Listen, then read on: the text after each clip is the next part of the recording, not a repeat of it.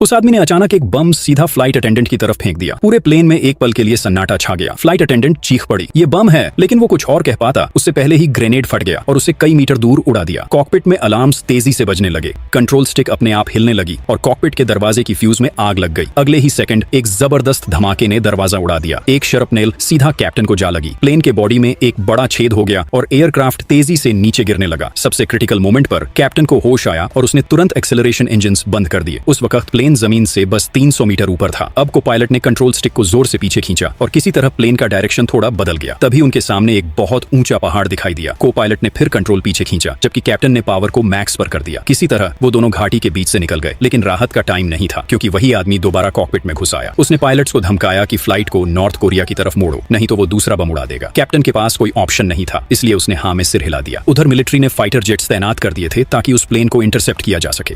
को पायलट ने secret signal भेजने की कोशिश की, लेकिन हाईजैकर ने उसे देख लिया। तभी एक फाइटर पायलट को आदेश मिला कि वो एक वार्निंग शॉट फायर करे। उसने जल्दी से पोजीशन ली और पैसेंजर प्लेन के पास फायर किया। दूसरा फाइटर जेट भी उनके पास फायर करने लगा, लेकिन हाईजैकर घबराया नहीं। उसने कैप्टन को मजबूर किया कि वो उसी दिशा में उड़ता रहे। फिर पहले जेट को दोबारा फायर करने का ऑर्डर मिला, लेकिन इस बार को पायलट ने फ्यूल डंप सिस्टम ऑन कर दिया। फ्यूल वैन पर हवा में फैल गया और फाइटर जेट की विजिबिलिटी ब्लॉक हो गई, जिससे पैसेंजर प्लेन बच गया। जैसे जैसे वो बॉर्डर के करीब पहुंचे, पहला फाइटर ऊपर चढ़ा ताकि ऊपर से शॉट ले सके। उसी पल को पायलट ने प्लेन को शार्प वर्टिकल क्लाइंब में खींच लिया और कैप्टन ने थ्रॉटल को फुल पर कर दिया। हाईजैकर अपना बैलेंस खो बैठा और कॉकपिट से उड़कर पैसेंजर केबिन में जा गिरा। को पायलट ने तुरंत माइक पकड़ा और चिल्लाया, सब लोग नीचे झुको और मजबूती से पकड़ लो। प्लेन ऊपर की ओर गया और फिर अचानक पूरी बैक फ्लिप करते हुए बॉर्डर लाइन के ऊपर से निकल गया। अब एयरक्राफ्ट उल्टा उड़ रहा था। हाईजैकर रेंगते हुए वापस कॉकपिट की तरफ बढ़ने लगा। को पायलट ने उसे आते देखा और प्लेन को जोर से रोल किया। हाईजैकर दीवार से जा टकराया और बेहोश हो गया।